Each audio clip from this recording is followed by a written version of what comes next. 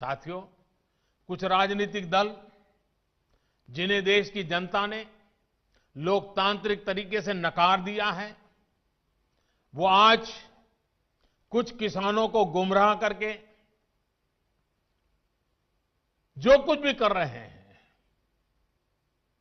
उन सबको बार बार नम्रतापूर्वक सरकार की तरफ से अनेक प्रयासों के बावजूद भी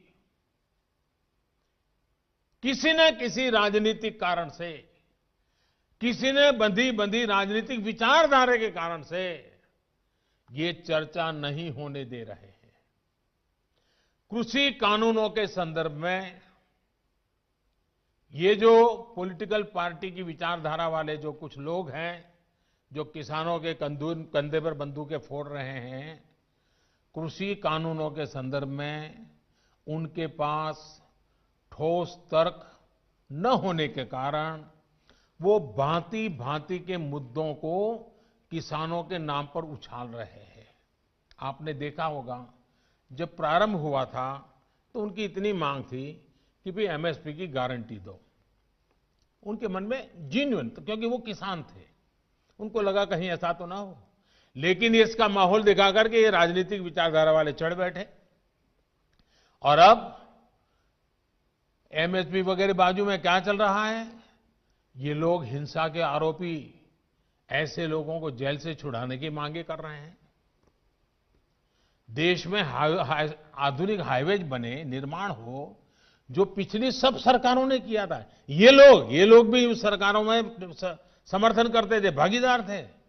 अब कहते हैं टोल टैक्स नहीं होगा, टोल खाली कर दो। भाई, किसान का विषय छोड़ करके नई जगह पे क्यों जाना पड़ रहा है? जो नीतियां पहले के समय से चली आ रही है, अब ये किसान आंदोलन की आड़ में उनका भी विरोध कर रहे हैं, टोल नाकों का विरोध कर रहे हैं। साथियों, ऐसी परिस्थिति में भी देश भर के किसानों ने कृषि सुधारों का भरपूर समर्थन किया, भरपूर स्वागत किया है।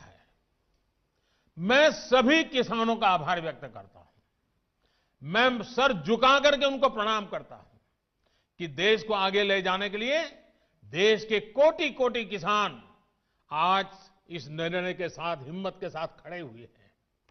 और मैं मेरे किसान भाइयों बहनों को भरोसा दिलाता हूं कि आपके विश्वास पर हम कोई आंच नहीं आने देंगे।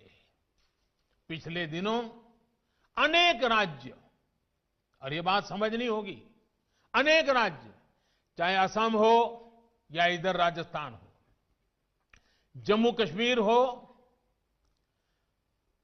ऐसे कई जगह पे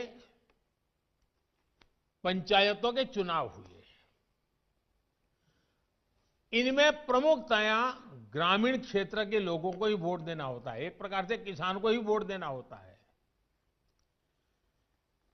इतना गुमराह करने वाला का खेल चलता था, इतना बड़ा आंदोलन का नाम दिया जा रहा था, हो हल्ला किया जाता था, लेकिन इसी के अगल बगल में जहां जहां चुनाव हुए हैं, उन गांवों के किसानों ने ये आंदोलन चलाने वाले जो इतने लोग थे उनको नकार दिया है, पराजित कर दिया है। ये भी एक प्रकार से उन्होंने बैलेट बॉक्स के द्वारा ये नए कानूनों को खुला समर्थन किया है। साथियों, तर्क और तथ्य के आधार पर, हर कसौटी पर हमारे ये निर्णय कसे जा सकते हैं। उसमें कोई कमी है तो उसको इंगित करना चाहिए, लोकतंत्र है। हमें सब प्रकार का भगवान ने ज्ञान दिया ऐसा दावा हमारा नहीं है, लेकिन बात तो हो। इन बातों के बावजूद भी लोकतंत्र में अटूट आस्था और श्रद्धा होने के कारण, किसानों के प्रति हमारा समर्पण होने के कारण, हर समय किसानों के हर मुद्दे पर चर्चा के लिए सरकार तैयार है। समाधान के लिए हम खुला मन लेकर के चल रहे हैं। कई दल ऐसे भी हैं जो इन्हीं कृषि सुधारकारों के पक्ष में रहे हैं, उनके लिखित बयान भी हमने देखे हैं। वो आज अपनी कही बात से ही मुकर गए हैं। उनकी भाषा बदल गई है। वो राजनीतिक नेता जो किसानों को भ्रमित करने में जुटे हुए हैं, जिनकी लोकतंत्र में रत्ती भर भी श्रद्धा नहीं है, वो विश्वास ही नहीं करते डेमोक्रेसी में। दुनिया के कई देशों में उनका परिचय है लोगों को। ऐसे लोगों के जो भी उन्होंने कहा है पिछले दिनों, जिस प्रकार के अनलगढ़ आरोप लगाए हैं, जिस भाषा का प्रयोग किया है, पता नहीं कैसी कैसी इच्छाएं व्यक्त की है, मैं बोल भी नहीं सकता हूं। ये सब करने के बावजूद भी, उन सब चीजों को सहन करने के बाद भी, उसको पेट में उतार करके, मन ठंडा रख करके, उन सबको सहन करते हुए मैं आज फिर एक बार नम्रता के साथ उन लोगों को भी जो हमारे घोर विरोध करने पर तुले हुए, उनको भी कहता हूं, मैं नम्रता के साथ कहता हूं, हमारी सरकार किसान हित में उनसे भी बात करने के लिए तैयार है, लेकिन बात मुद्दों पर होगी, तर्क और तथ्यों पर होगी। साथियों, हम देश के अन्नदाता को उन्नत करने के लिए हर संभव प्रयास कर रहे हैं। जब आपकी उन्नति होगी तो पूरे राष्ट्र की उन्नति तय है। सिर्फ आत्मनिर्भर किसान ही आत्मनिर्भर भारत की नींव डाल सकता है।